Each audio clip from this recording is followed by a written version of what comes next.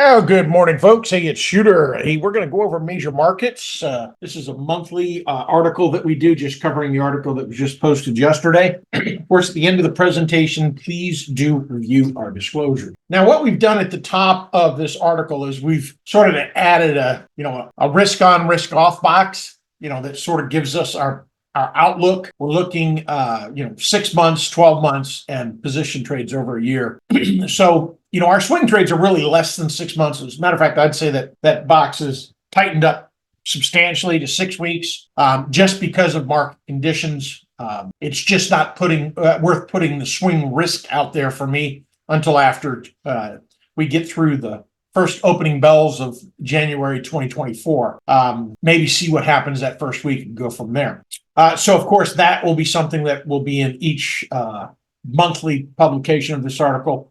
We also take a look at the monthly as far as the S&P. Right now we are looking for a 494 in that time frame from where we are at 456 when this was printed, and then we get a little back test, as far as that's concerned. Now, realize the weekly is going to look different than that, but right now we're just looking at the monthly. Looking at the Nasdaq, our next target is 436.54, and right now we're at 385. So Nasdaq has some significant upside here. Now, taking a look at the Russells, next target on the map here is 213. Now, what I'd like to note here, historically in ABC patterns, this is A, this is B, and C's way down here. So right now the AI is predicting that we have an elongated C. All right, on our cycle wave. Now, the challenging part here is the Russells is pretty much all finance. A big chunk of it is banks, financial. So, this right now we're doing well as I'm producing this article. XLF is doing well. Regional banks are doing well. They've all started to recover a little bit. That doesn't mean that our commercial retail office space issue is resolved, or the fact that we're still rolling over debt at 7 or 8% plus, and that has not hit the market. So there's this chance, as I'm looking at this chart, that this B comes in really shallow, maybe around the 8-day, right around where we've got rejected prior, right in that zone, right around 180, 197, and then we head lower. So, keep that in mind on the Russells, when you're thinking about that. Now, TLT, I've got a buy any dip alert out on this. The count has flipped to the bullish side as well on the monthly look. So, our next target, we're looking for 105. I would say end of first quarter, mid second quarter, we're there. So, right now we're pushing around 94. We've actually backed off just a tad bit. Now, realize this is a crossroads here as well, and I talk a lot about crossroads because the way Elliott Wave works is it measures the euphoria of buyers and sellers on whether or not they have the fear they're going to miss out on a trade or an investment, or they have the fear of loss that they're going to lose money in an investment. Now, I call that FOMO, fear of missing out, or full fear of loss. And, understanding the crossroads of when you're wrong is probably one of the biggest things about Elliott Wave, is really understanding the metrics of what changes. So just like we've got this first monthly candle, a second monthly candle, we're pushed. We close below that second monthly candle, there's a good chance we go back and revisit our count that we had prior to this at $80. So, I wanted to express that because to me, we're really at a crossroads because we're not above this June 2025 resistance at this point. We're sort of hitting it. It's not getting rejected, but it didn't slice right through it. And those are just the internal things that I look at when I'm looking at a tape. Hey, if we're beating our head against support like we are here, and then we overshoot it, maybe a drive 1, drive 2, drive 3, all the time, the third drive on any push can be an overshoot. It's nice to know that because quite often they're great trades. So now here we've got drive 1, drive 2. We do have divergence in the count. So we have a lower low in price and a lower low in RSI, a lower low in price and a higher low in RSI. So we do have significant divergence on this low. And typically the way that I look at bottoms is you have 2 drives to a bottom or 3 drives to a bottom, I mean, you can get a 4 and a 5, but it's such an outlier event. You really can't structure your life as far as your investments are trading that way. You want to be in the most likely box that you're going to have this outcome. So usually I take a shot on my second drives because there's more of them. So that's really my thought. Now we're chasing 100 June calls, and we've got a few 120 January 2025. Not a lot. I mean, and really at this point, I'm just a little over a quarter position. So that's really my thought on TLT. So we're planning for $100, and then maybe we get some rejection, because this could come right back to this July 2001 support once we get up here, by the way. So, I mean, that's just, there's a couple different directions that picture could manifest into. All right, let's take a look at the dollar. Now, really, we're in a good spot. We're not really weighing on indices, and we really don't have any jet fuel as far as a tailwind behind us, which is sort of good because whatever grind we get out of the indices here is going to be positive for us. Now, we get down around 102. We come in and put this primary wave 3 in around 101, which is the next target I have. That should give us a push. So, it's my hopes that we get through the holidays, go into January 1, the dollar pushes a little bit lower, and we start off the year with a bang.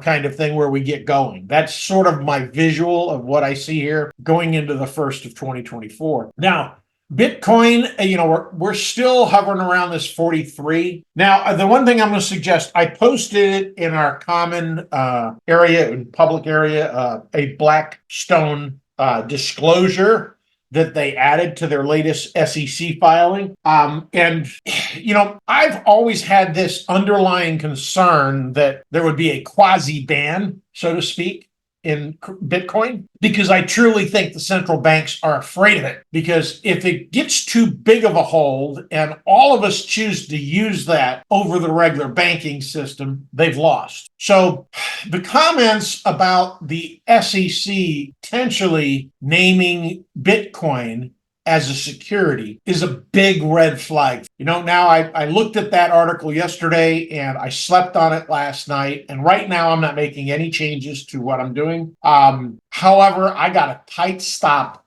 on my Bitcoin futures. I mean, a tight stop. So, and, that's the one thing nice about being in futures, even though there's, we get this huge flush on the news, it should take me out. But if it doesn't, and we get this huge candle, obviously there's some significant downside risk to any position you have in futures, significant. So, meaning you can lose more money than you've invested, just, as a fair warning kind of thing. So I think as long as we stay above 40K and that news doesn't get broader than the disclosure. Right now it's not. I didn't get up this morning. I got up really early. At 5 o'clock this morning, I'm not seeing it all over the news today, the day after that post. So, it's not been picked up by all the news agencies and disseminated back out to people, regurgitated kind of thing. So that's good. So I think we're still on track for this 46. Now, that count has extended. Now, again, full disclosure, this is the third time that price is extended. Okay. Now, historically, we fail now. As far as Bitcoin is concerned. I remember when things are extremely repetitive, in patterns. So, I really like, because what do we have here? I mean, we have really 3 generals here in this push. What typically happens at the end of the third general is you back disfit. So, my thought is that we could come off at any point here. Which is another reason I've got my stops tight.